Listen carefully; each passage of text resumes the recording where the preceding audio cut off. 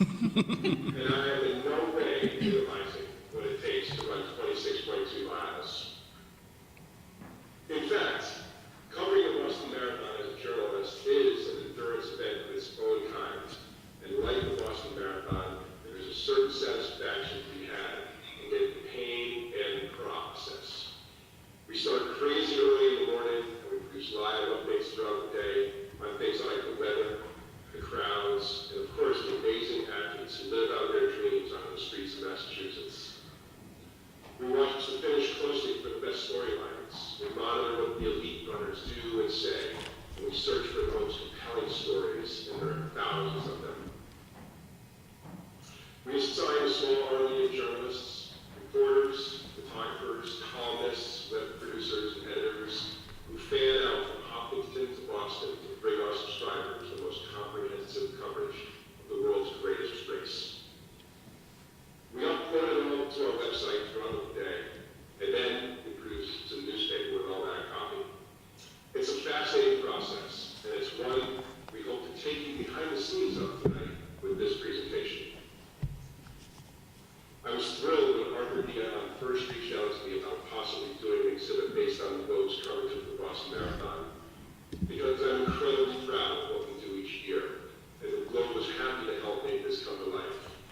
I was even more thrilled when Aaron LeGrand emailed me, please introduce our panelists. And I apologize for not being able to be there, but COVID is what it is, and this is for the best. Although I am very close nearby, I live in Medway, so I'm only a short ways away. I wish I could be there. I apologize for not.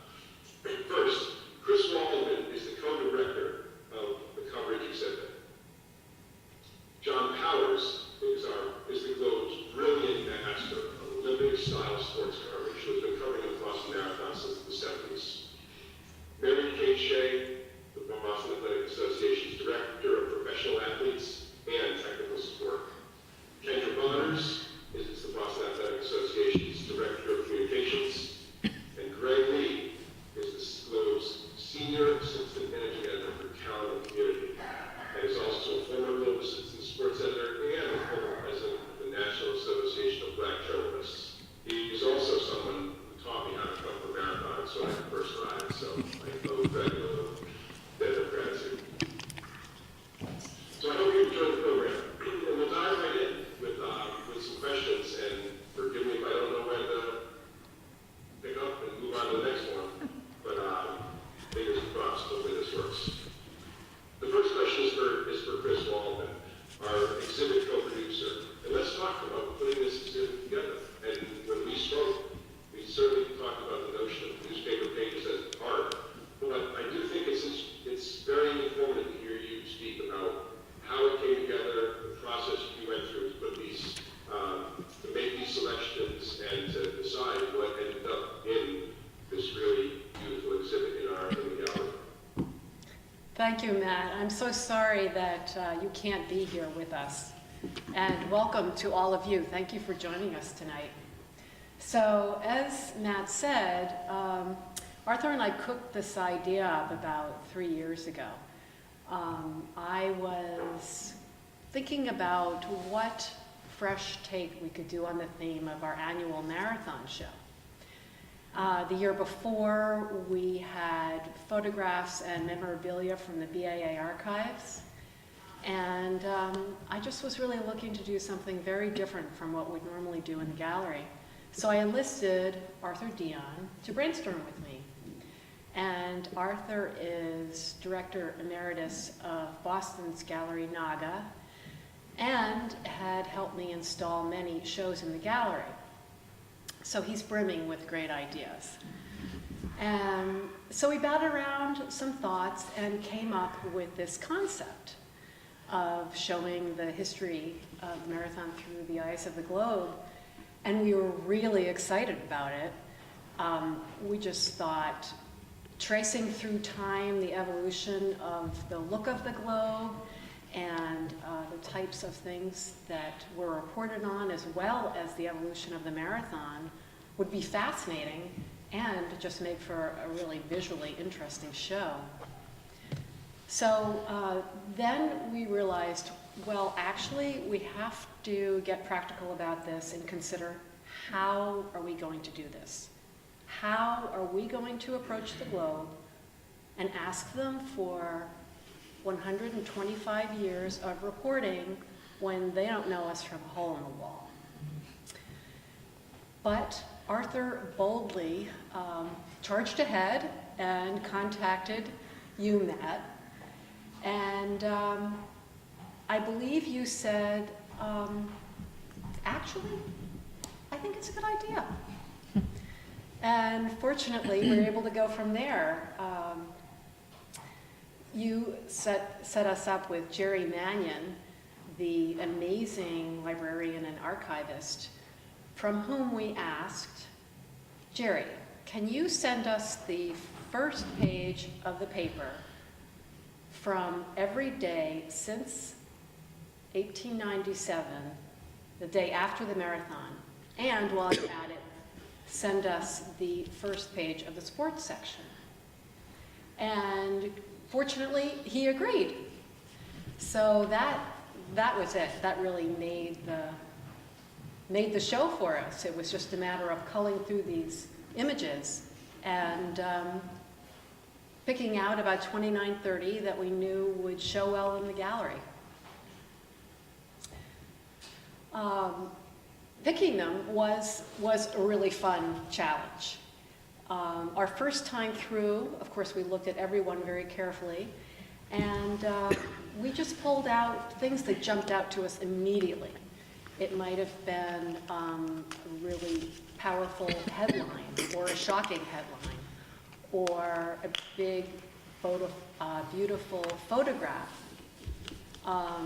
or things that struck us as humorous, like I think there's a page that has more ads on it than articles, and features things like elixirs that cure bed sores and kidney ailments.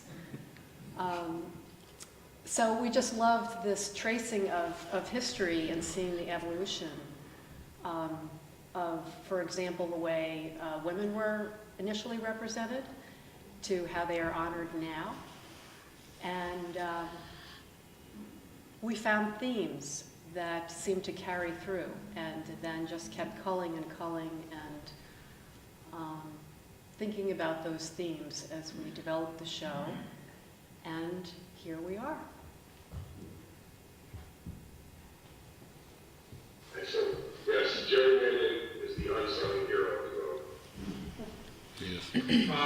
Let's turn to John Powers, who has been chronicling the Boston Marathon and many other sports events in the pages of the Globe and certainly on our website for many years now, and a master storyteller to say the least.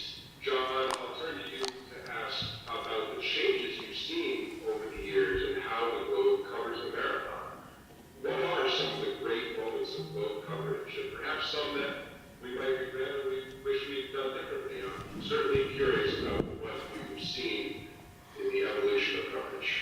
Well, certainly what was interesting early was that we had a morning and an afternoon. I could probably tell you a lot more stats because I'm kind of geeky that way.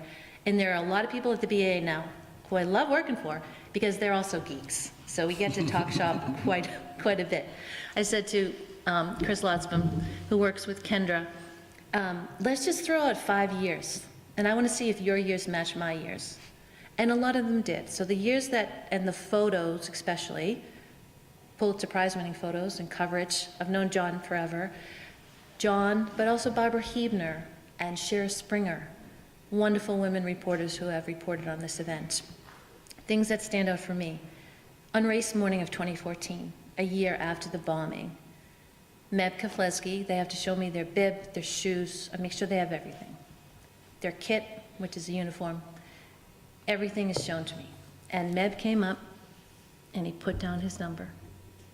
And in the corner of this bib were the 4 names of the people who had died the year before.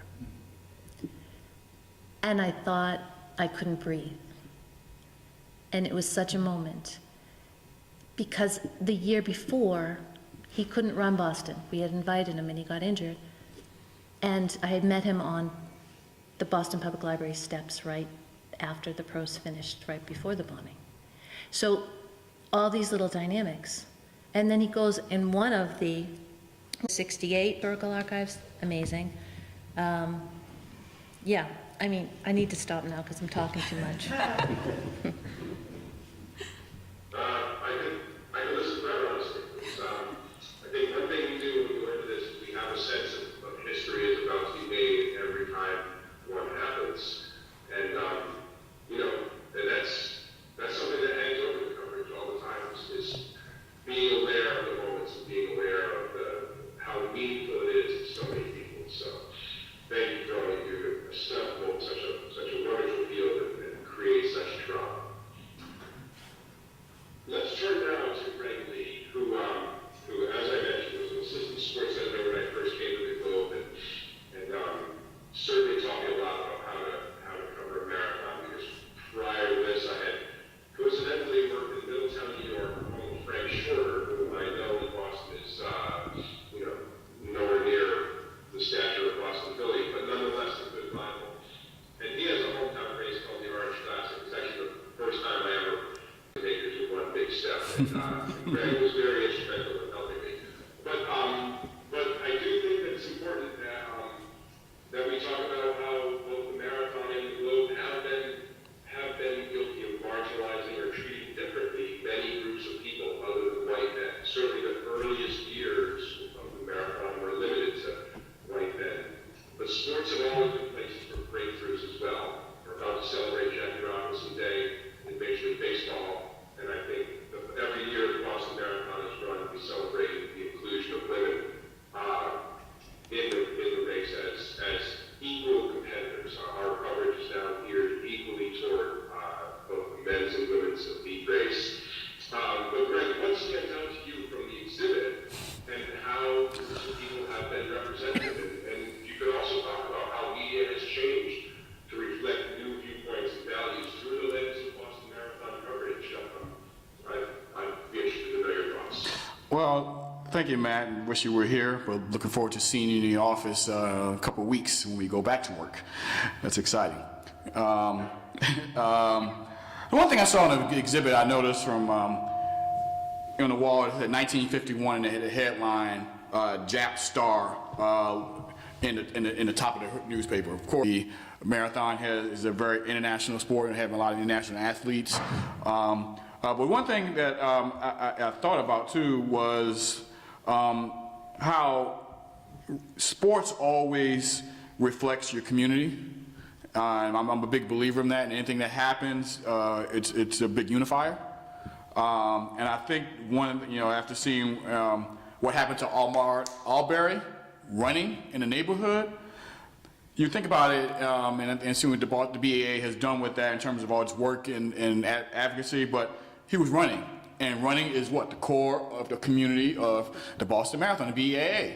And seeing that story and reacting in a way that the BAA has in terms of that efforts, it brings the community together.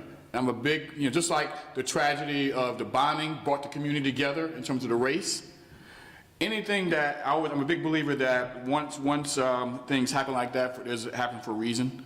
And the last couple of years have really exposed that in terms of the social movement. And that's because of, I'm gonna go back a little bit, how we are more a digital world. Matt just mentioned about how he's gonna use Google Analytics to try to determine stories. Years ago, that would never happen. We don't know what people wanted to read because we didn't have these tools. And just like we have the tools of social media and websites, we are able to be exposed to other groups. You will see the growth of Black Women Run. There's a lot of groups and organizations that we never had any benefit of knowing before the digital age. We wouldn't have seen that. BAA, the Boston Globe, any media outlet wouldn't have seen it because, as you mentioned, as John mentioned before, Boston and Boston Globe is very kind of parochial. So you're not really exposed to that. And what as social media has done, good or bad, I look at it more of good, is that everyone has opportunity to expose themselves, type in Google and find something. To me, you have no excuse of not knowing what groups are out there because you have it at your fingertips. So for me, there's no excuses today. And I think and you know, when Matt mentioned about the whole how we covered it early on, I think about it how the Globe didn't cover a lot of things well back in the day. Like I'm reading about Yawkey and how the Boston Globe overlooked his racism in its coverage of the Red Sox not taking Jackie Robinson. Just think about if the Globe had questioned Yawkey. Jackie Robinson could be the home of Boston, not New York. Think about that. Think about that history, how great of a person and a symbol with Jackie Robinson would have been come out of Boston. Just think about that, if that was questioned. So in terms of the coverage, it's gotten better, it's gotten more diverse, and we can always improve. But when you look back at the history and look at how you think 1951 was a long time ago, but it really wasn't when I think about it, because, like I said, my dad was born that year. And I mentioned with John how when he started covering the marathon, I was born that year. so just think about those different things for me and how we've evolved over the years, and how I think social media and the digital age has changed how we cover things and how we view things, and expose people who probably have never been exposed to things like Black Girls Run or other things of that sort, other organizations that are in the running community, and it's a great thing to see. Agreed. There's no question that the use of modern analytics is good, and I don't mean to throw our colleagues in the past completely under the beat race truck. No. But look, it's inevitable that when decisions are left entirely to people, biases can creep into those decisions, and we know we can use the analytics to improve how we do things and give everyone a say. The collective voice is more powerful than the individual, I think. And like you said, Greg, the social media helps us. It helps inform us about what the collective voice wants to see. So with that, thank you for your excellent answer. Let's turn to Kendra, who I work very closely with on planning and organizing coverage of the Boston Marathon. It seems like we've gotten to know each other pretty well in the past 6 months with two races in a short time span. But I'd love for you to explain to our audience the connection between the Globe and the Boston Athletic Association these days, and how our organizations work together, but also independently. We obviously have our own goals. You put on a major race, we try to bring that race to our subscribers and a worldwide audience who potentially might subscribe. But your insight into the relationship there, I think, would be of interest to our audience.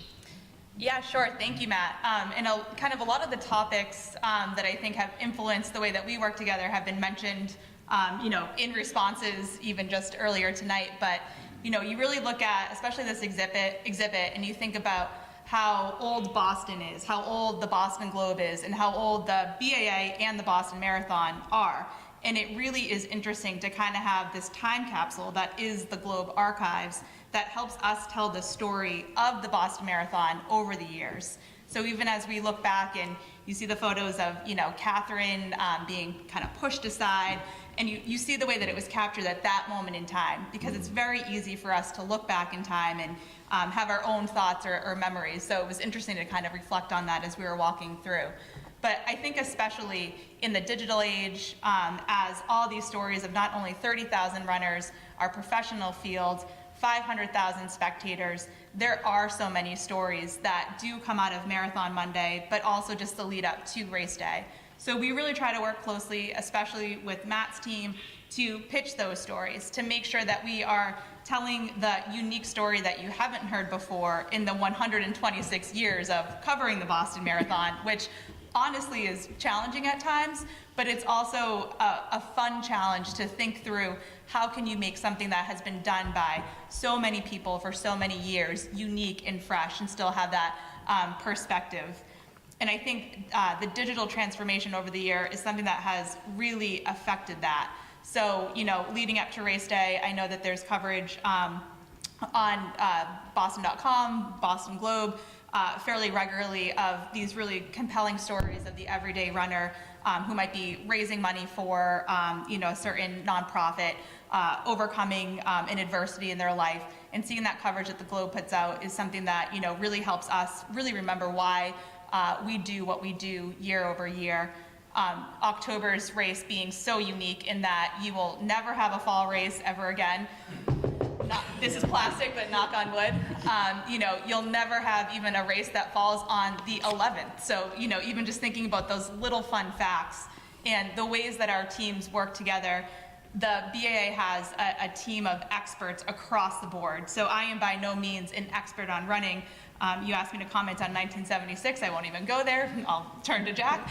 But we have so many folks who are experts in those respective areas who can really kind of think about not only how do we help the globe. Really consumed throughout the week leading up. So more to come on the page of the globe. So let's turn back to the exhibit though. And Greg, I asked you already about what struck you from the exhibit, but I'd like to ask the rest of our panelists, starting with Mary Kate, about this exhibit specifically. Was there one thing that jumped off those walls more than any other? I can tell you what mine was.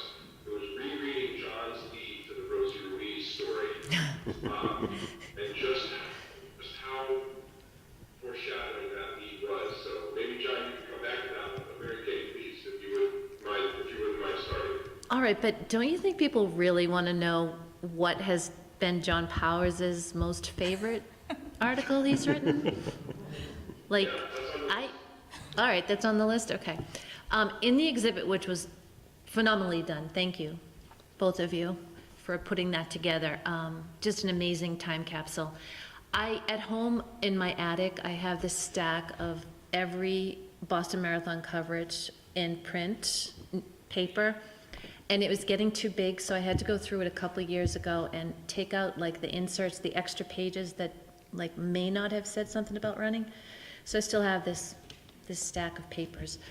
But in the exhibit out here, not only was it bringing me back to a number of races, but I did really appreciate Elijah Lagat and Getsang Abera. That photo finish actually was absolutely amazing. And after the race, I had spoken to Elijah Lagat and said, what was that race like for you? And he said, a second can save a man. And he had won by 1 second. And what he meant is, back home in East Africa, and in the rest of the world actually, sometimes a second can save you in all sorts of circumstances. So I thought that was a really amazing photo and coverage because Abera went on to win the gold medal. And this year we have the female gold medalist from Tokyo, by the way. So that's my answer, Matt. Thank you. Okay, John, your turn. What stood out? And also, let's get right to the big question. What is your favorite story after you tell us about the exhibit that you portion of the exhibit you like the best or jumped out at you? What's your favorite story you've been from Boston Marathon over the years? Well, I think just in terms of the exhibit, it was extraordinary, especially going back and looking in the 30s and 40s and 50s. And there were stories about wars going on in the rest of the world, or we caught this murderer, and then, Finn wins marathon. But you realize there's so many other things going on in the world that this was just one part of, and it kind of brings you back to in context. Because we always thought of this as our race, this is a Boston thing. You realize it's a small dot on the map relative to everything else. Favorite race would have been Meb winning here, because the year before when the bombing had happened, and I was writing my story in the Copley Plaza on the lead, and we heard the explosions and I was going out and Meb was there in the lobby, and he was just absolutely shattered. And the resolution, I saw the resolve in his face, I'm running this next year. He was not the favorite in that race. There are many faster people, and you could just tell the way he went out was so fast. People said, nuts, he'll never do it. And he was driven by something more than the talent, as I said, his inspiration of the 4 people who had died. And don't forget, an American had not won here in a long, long time. So to see him cross the finish line and all the emotion, and also knowing Meb, who's a wonderful gentleman, for all the years that we've had and all of the disappointments that he's had in the triumphs, that was a special moment. Just talking about Rosie, I had the women's lead that year, and we didn't know as much about the women's races then. Well, we knew who the favorites were, but there wasn't a separate women's start, so you ran in the whole body of the race. So I'm at the finish line, waiting to see who comes across, and it's not the woman I think I'm going to see. It's a woman who didn't look like a marathoner, looked like she'd just run a mile, and not having been prepared to run a mile. Well, she crosses the line, and they immediately bring her up on the stand, put the laurel wreath on her, and bring her downstairs to the basement of the Prue. And Billy Rogers had won the race that year. He's sitting there. They plump Rosie down next to him. He said, "How are you?" "Who are you?" So meanwhile, there are questions about splits, and it's not quite adding up, and it's pretty clear she's not a marathoner. Now, Jock Semple, who was a marathoner and was the gatekeeper, he's saying, "She's a phony, she's a phony." And Jackie Garreau, who did win the race, came in and she said, "I never see this woman, I never see her." Patty Catalano, who thought she was second, is being third. And it got to be very uncomfortable fast. And Will Cloney, who was the race director, said, obviously there's a problem with the winner of the women's race. It took a week to straighten all that out. So I was in that story the whole week. They finally disqualified Rosie, brought Jackie back. It wasn't the same. She hadn't got what she really deserved. So a number of years later, she is the grand marshal of the race. So she comes in, but she does the course in the convertible. They stop just before the finish. She gets out and kind of trots across the finish line. So I talked to her and she said, "I thought, oh my God, I just did what Rosie did."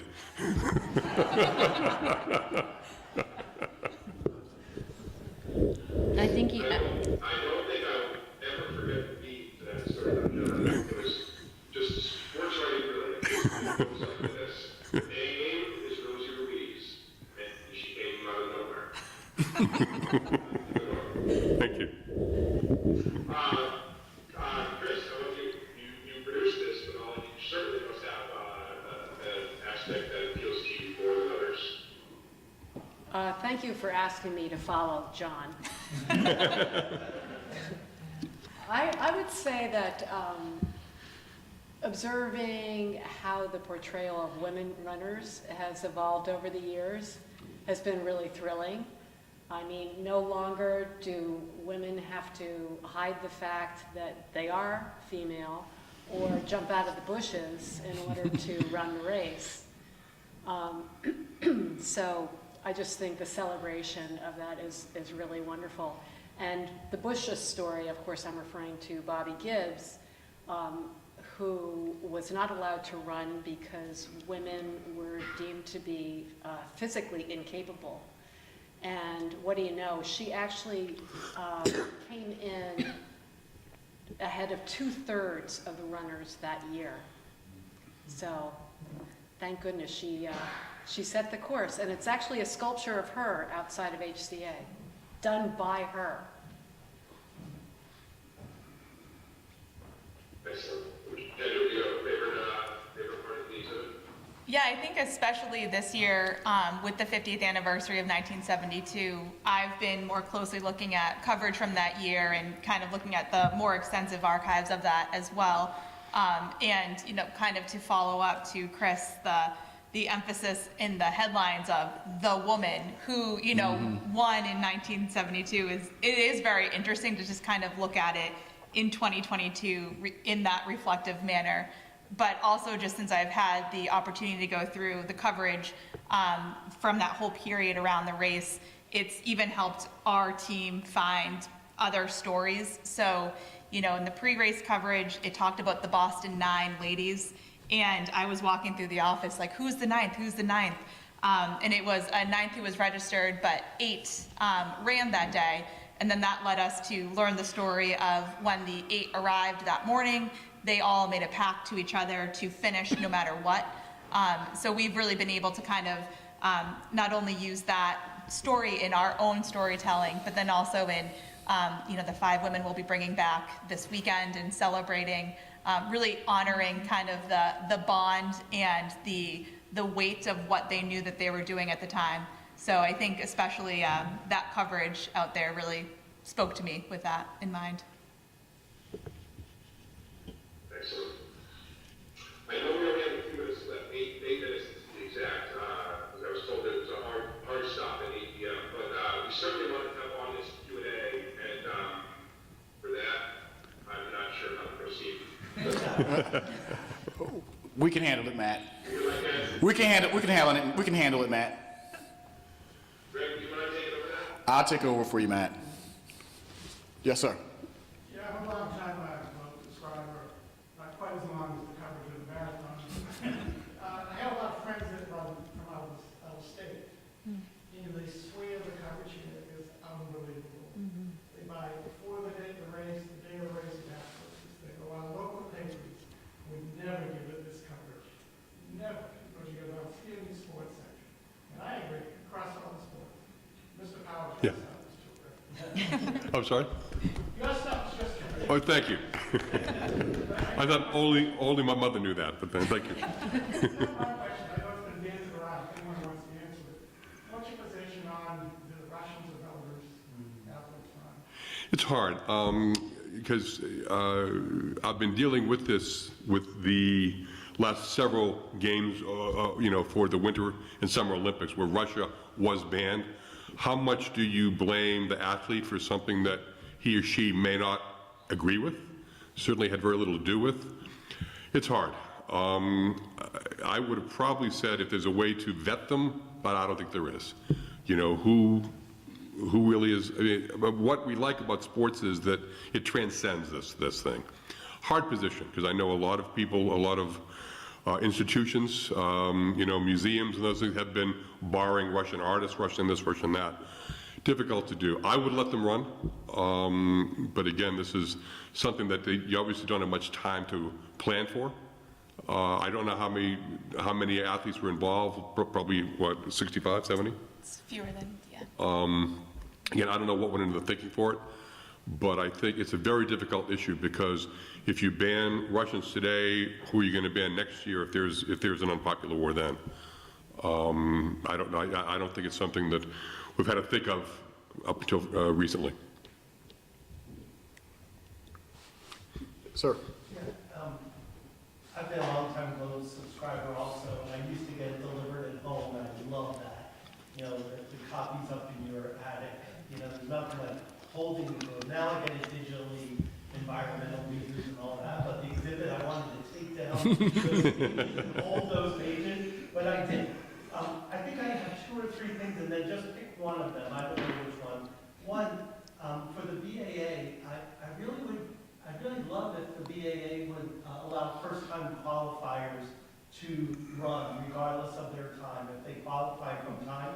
There are lots of experts here, and you guys think about that type of stuff, but that's just one thing that I think it would make the marathon open to more people versus maybe people that have run 20 or 30 years and frankly are mostly white. So I think that's an opportunity to open it up to others. I'd love the BAA to think about that. And I have no vested interest. I thought when I hit 60, I might make the qualifying, but it's getting worse. So I'm going the big route if I ever get to Boston. So that's one thing I was going to ask about Ukraine. So I guess that's the only one I have at this point. Thanks. I just wondered if the BAA has any feedback on that. And I guess this is where I can also give a little bit of a plug for the partnership of the Globe and BAA and kind of how we pitch stories. But I know Alex Spear has been working on a story specifically on, the qualifying times and the thoughts and really the process that goes into that and how far out we're projecting that. Certainly, due to field size, time on the road, and, we're in Hopkinton, which is an area that's certainly affected by the time that athletes spend here. But it's definitely feedback that we hear, and we know that when folks do have that first time running, and this year everyone who applied will achieve that, which is I think a pretty incredible feat, but we certainly do hear that from folks. Yes, sir. Yeah, just, first of all, as someone who ran Boston at the age of 58, it was my first marathon, and I had a number through the Hopkins Running Club, thanks to the BAA, so we always appreciate those numbers to support our supporters along with these events. But I think it was Greg, what struck me going through the exhibit was kind of the juxtaposition of some of these world events in the context of the marathon, and specifically I was looking at a couple of pages from World War II. How does the Globe how do you decide that question about how much coverage you can provide in the context of some of these other world events that we're facing? Can I just respond to that? Because I was thinking about that all today. You know, 126 years is a long time.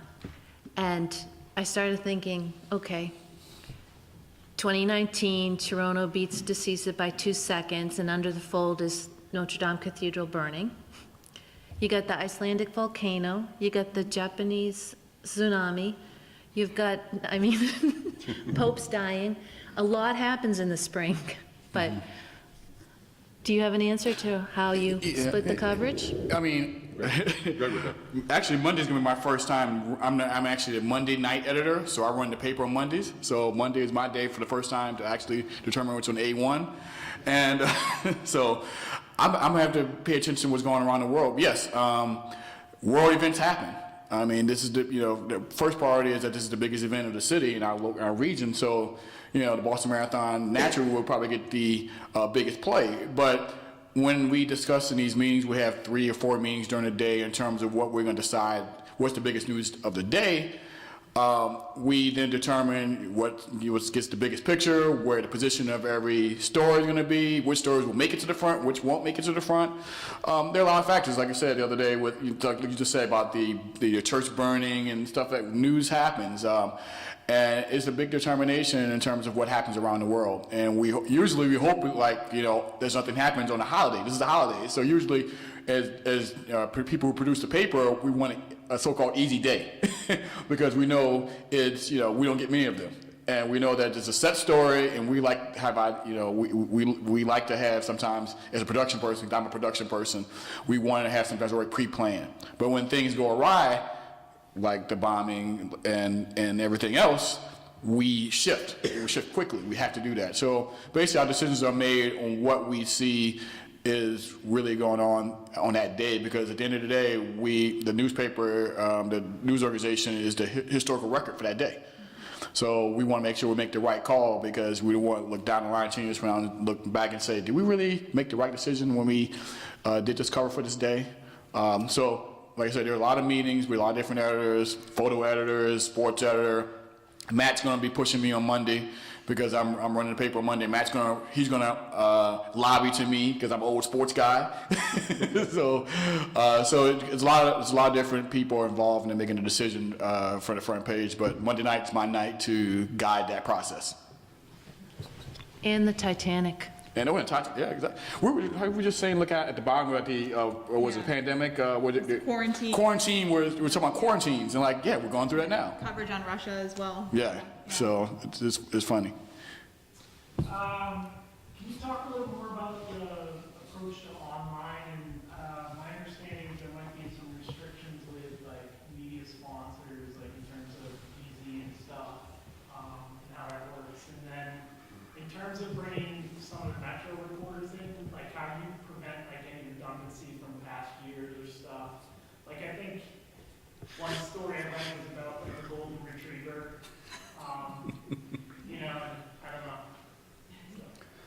You want to talk about the rights thing? Did you like the story? I can talk about the other things. Golden retriever, but it's famous. So, Sure, I'm happy to speak to some of that. So in a lot of these planning meetings that we have with Matt's team, we try to also learn what they're hoping to cover. So, we try to uniquely pitch the Globe versus VZ versus, our other partners and folks who are covering that from year to year. So I think race day, we certainly have broadcast media access guidelines that affect, going live and those more, video and digitally focused elements. But as far as print reporting and a lot of the coverage, especially with the Globe, there's a lot more freedom in access, and we provide them access on the lead vehicles and the type poll on the photo bridge, so they still can really capture the essence of the day itself.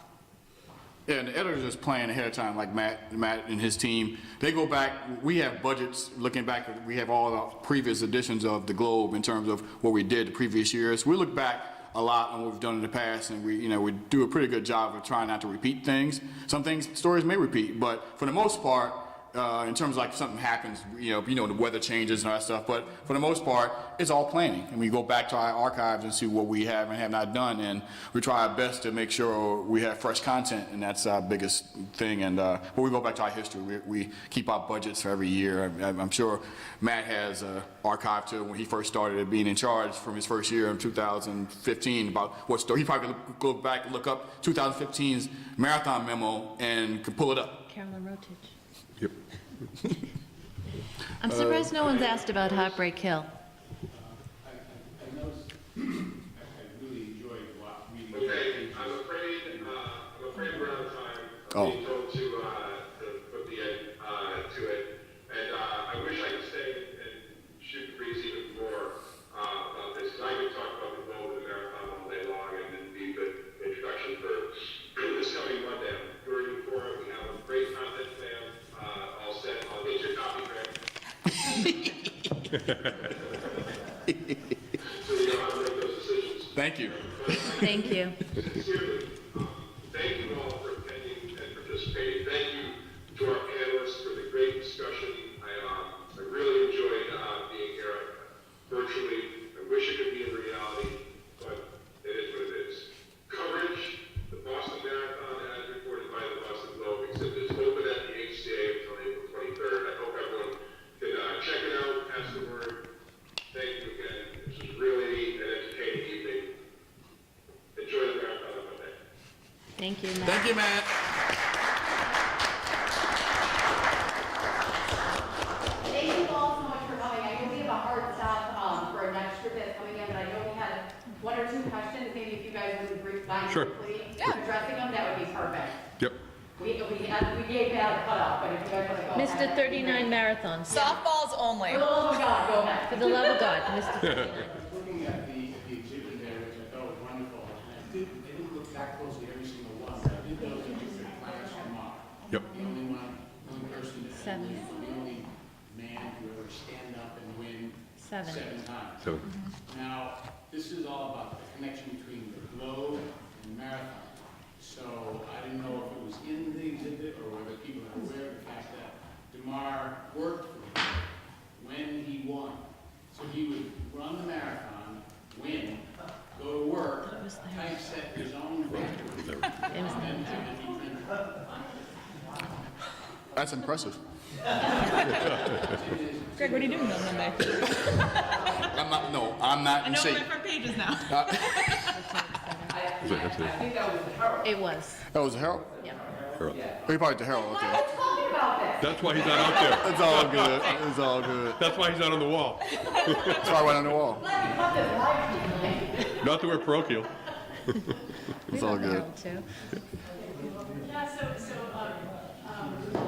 if Gerard's question had been right, and he worked for the Globe, I would kind of change this. I wondered if there are any current ties between Globe employees and actually running the marathon, beyond Dan Shaughnessy running a mile a day for 26 days and running. Sheriff Springer has run many Boston marathons, Yeah.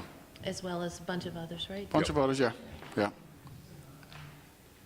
Yeah, like with Shira, she didn't have to cover it. We already had everything covered, so. I'm going to say, like, John has to actually write the stories, so you can't be running. No. No, I did have a son who did run, so Nice. I was out there with him in spirit. And Shira at the time was covering the Celtics, so she was off duty of that, so we let her race. Nice. Yeah, Bill. Griffith, that's right. Although I think he ran as a bandit, by the way. I remember he wrote a story about running it, and someone said, you didn't have a number. Remember that? Yeah. Yeah, he was a bandit. Old Griffith. That said he was a bandit when there weren't a whole lot of people running. Back in the days where bandits could have, Change this up. Yeah, Change but this back up. when it was, no more bandits. but there was one interesting point that, talking about Heartbreak Hill. Yeah. And how it got named. Yeah. The man who hired me was Jerry Nason. Who began covering the race in the 30s, and he called it Heartbreak Hill after the Johnny Kelly race with Tarzan Brown, where Johnny taps him going by, and and Tarzan just took off like a shot and won the race. And he talked about Kelly's Heartbreak Hill, and after that it was Heartbreak Hill. Ah, okay, I didn't know that. Yep. Everybody always asks. All the pros want to know where Heartbreak Hill is. Question in the front. Could I add something? Yeah. So, I believe Jeff. that Globe had a prior reference a decade or so earlier. To Heartbreak. Where there was a reference by an unnamed, in a story, a short story, of the heartbreaking hills of New York. Well, that's interesting. I believe Jerry Mason saw that That probably is, yep. and brought it forward. That could have well. looked for the right opportunity to develop that, Yeah. it. He held on to it. Interesting. Yeah, that's quite possible. That's a good one. John, I think you have done something similar where you have these ideas. Yeah, Whether it be over the Charles River yeah, and the 128 overpass, and you have your ways of referencing. Haunted Mile, Exactly. Yeah. Exactly. You know what I'm talking about, right? Hell's Alley or whatever, yeah. Cemetery. Clever. I think it's good not to use it all Yeah, in the story, to save some for a future year. that's right. John sprinkled them. Anyway, we kind of use it from time to time. But yeah, what's interesting is you realize that people who have only read the Boston papers, they understand where all of the reference points are. When I say Wellesley, people know what that is. When you say Scream Tunnel, they know what that is. When you say know? Boston, they know Boston, what that is. yeah, they do. Have you run Boston? If you're in Boston, it's not the marathon. It's the same thing, it's funny for the head of the Charles. That is the same thing among rowing people than as at the marathon. And it's just because of funkiness and that crazy river and all those bridges and you're always hitting them and all, there are easier places to do it than doing it here. But I think there's a sense that if you haven't run Boston, you're not a real marathoner yet. I think A lot of the pros would say that. I think of, I don't know, you guys would know whether it's like Collins or Joe or whatever. The smaller the ball, Yep. the better the coverage. So I like to think that John, did you just not vote me on we that? have. I did. I like to think that rowing and running has no ball. Yep. So the Pain. running must be really, really good. Yeah, well, the thing is, as I said, someone said that, and I said, well, if that's true, then the best writing should be about ping pong. Marbles. Oh, marbles. But what I do think about events that based on pain, marathoning, Yep. rowing, boxing, those people are wonderful to talk to. Because at some point, they'll all say, why am I doing this? Why do I keep doing this? So there is a level of introspection among those athletes. I mean, the great thing about marathoners... The humility. Humility. Yeah. Exactly. And they're... Also, there's no one else out there to talk to. They're happy to chat. So I went to the museum in Washington before it closed, and they actually had, I'm gonna botch his last name, but Michael Zenden. Yep. That's his name. He ran and they had his uniform there, because I guess he ran and then ended up reporting on it. So they had his uniform at the museum. It was pretty cool. Oh, that's nice. Yeah, wow. Did they have any other marathons there? It was a very small exhibit, and they had his uniform, and there was like a plaque on how he ran, and then Ran Boston. ended up covering 2013. Interesting. Oh, yeah. Yeah, it's true. Well, thank you all for coming. Thank you. Here we go.